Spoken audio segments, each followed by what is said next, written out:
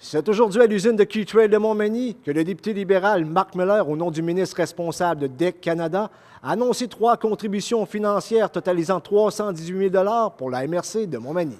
Le représentant fédéral a ainsi annoncé 140 000 en contributions remboursables et 78 400 en contributions non remboursables au fabricant de remorques manimontois Keytrail. Les subventions sont octroyées par l'entremise du Programme de développement économique du Québec qui permettra à l'entreprise d'acquérir et d'intégrer une cellule robotisée de soudure et divers autres équipements afin d'améliorer bien sûr sa production et par le fait même sa croissance. Keytrail est déjà installé dans les Maritimes et au Québec et développe présentement les marchés manitobains et ontariens.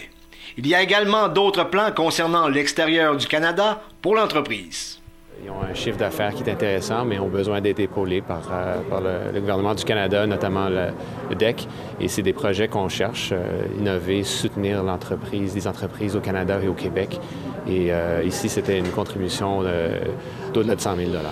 Le secrétaire parlementaire du ministre Bain, Marc Miller, a également profité de son passage à Montmagny afin d'annoncer une contribution financière non remboursable de 69 300 $ pour un total d'investissement de 169 000 $ à la municipalité de Notre-Dame-du-Rosaire afin que cette dernière remplace le système de chauffage de l'édifice municipal par l'installation d'une thermopompe.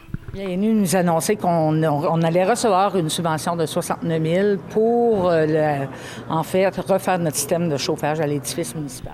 M. Miller a ensuite annoncé une contribution non remboursable de 31 000 $ pour un projet de 71 000 $ afin de remettre en état une partie du réseau de pontons flottants du havre de Berthier-sur-Mer. Les 10 pontons flottants en bois seront remplacés par 10 autres en acier galvanisé. Le député Miller était fier de cette annonce à Berthier-sur-Mer qui améliorera la porte d'entrée de Grosse-Île puisque lui-même a des origines irlandaises. Faire remarquer, le représentant fédéral de la circonscription, le conservateur Bernard Généreux, n'était pas présent lors de cette annonce à contribution exclusive fédérale et aucune de ses adjointes était présente. Pourtant, le député Marc Miller a bel et bien assuré que Bernard Généreux avait eu une invitation. Cependant, l'adjointe aux communications de ce dernier, Mme Mireille Soucy, a affirmé l'opposé. Une contribution qui arrive à point pour Keytrail qui cherche à percer le marché américain. C'était José Soucy pour CMA TV Nouvelles.